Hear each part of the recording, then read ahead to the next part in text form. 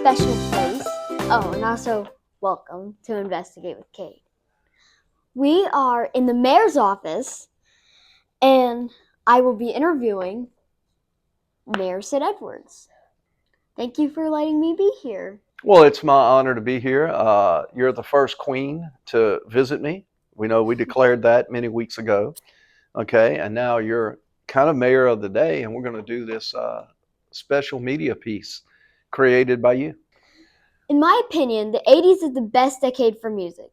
How would you describe your job using an 80s song title? Oh, wow, the 80s. I'm trying to remember.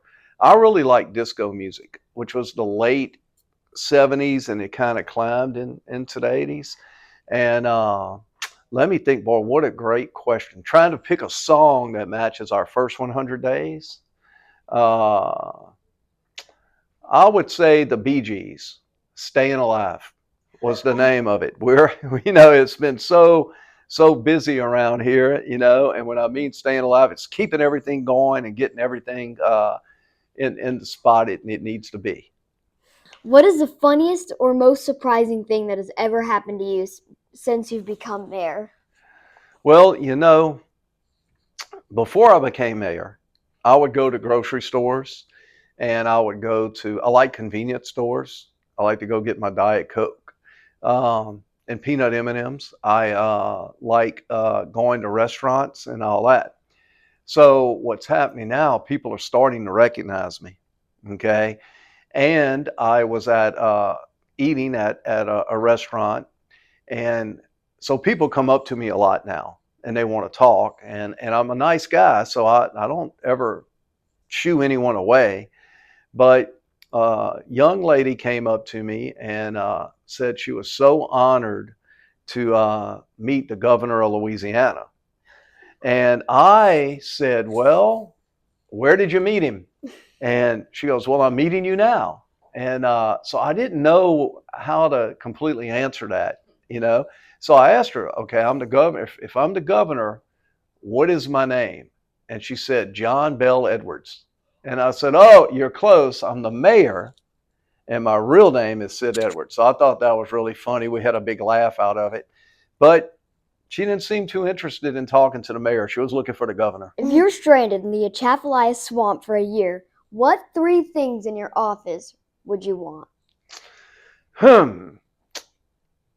Well, I'd have to bring some Diet Coke with me because I got to stay hydrated, right? Oh, so good. I would bring my Struma helmet. That's where I used to coach. Okay, so let's be serious. I'd bring my Struma helmet. I would bring, notice my clock down there? I would bring my clock so I knew what time it was.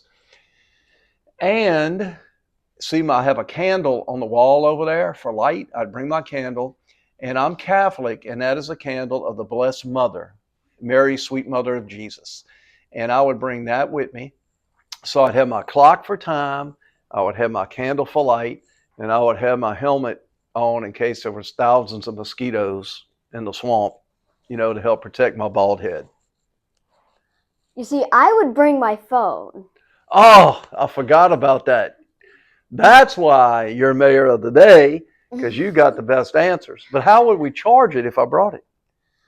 Well, you would need an outlet. True. But if it was charged, then you could just hi, I'm stranded in the Atchafalaya swamp. Can you please come get me? That is a smart move. Can you tell us about any exciting things coming up for our city?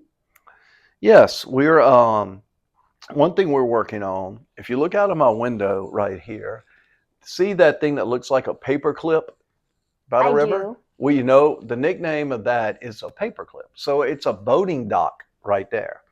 And we're in negotiations with a cruise line, American Cruise Lines, that would be a docking station for visitors to come when they're on their cruise and they're coming down the Mississippi River, to dock right there and get off the boat and come into downtown Baton Rouge and visit our fine restaurants and the state capitol, the old state capitol, the river center, and all the attractions Baton Rouge has to offer.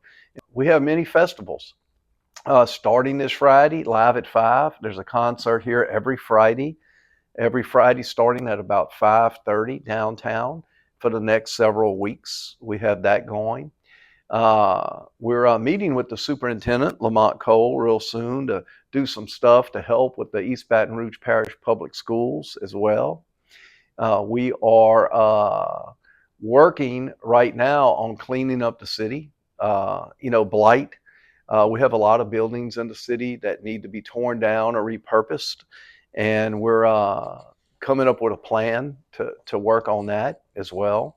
We're we have a plan. Chief Jeff LaDuff, who is my ACAO in charge of public safety, we're working really hard with the Baton Rouge Police Department and the Sheriff's Department and all law enforcement to help keep our city safer. And we got some programs going on for that as well. So a lot of exciting stuff we're working on. How did you decide to go from being a high school football coach to running for mayor? Well, I've been a coach all my life and a teacher all my life. And but I started kind of looking at government maybe 3 years ago, possibly, doing something. A lot of coaches will go on when they're done coaching or they think they've had enough. A lot go on to become administrators or principals. I didn't really want to do that. And I was coaching at a school, Estruma High School, and it was in a really poor part of town. Uh, there was a lot of despair in North Baton Rouge. And, a lot of crime, some of it violent crime. And it was really bothering me. And it kind of opened my eyes to all of Baton Rouge because I want to be the mayor to all of the parish. I'm the mayor president. And started thinking, what can I do to make the biggest difference and the biggest impact on Baton Rouge? And I started looking into the mayor thing. And I knew the race for mayor was coming up. And I had to learn and I had to look and see, okay, how do you even get in? How do you qualify? How do you proclaim? And then I decided to get in the race. And now, being brand new in it, I had to learn, well, how do I run a campaign? I had never done that before. So I started recruiting help and working with people. And they kind of showed me the way. And then we got off and running. And then all of a sudden, here we are. But to answer your question, mainly just my desire and my heart to help people. What is something you learned in elementary school that you use every day in your job? This girl, you are an unbelievable investigative reporter. I mean, I was with Chris Nakamoto. You know Chris Nakamoto? He's a reporter. He's very good. But he didn't ask me questions like you're asking me. You're much better. I mean, you asked some tough questions. Something I learned in elementary school that I still use today: manners, having good manners. Now, I could say something about science or social studies or math. I use very little math in my job, but I would say I went to St. Jared Elementary School, and I was taught a lot by nuns. And they taught me how to be a nice person, and they taught me good manners. And I still use them today.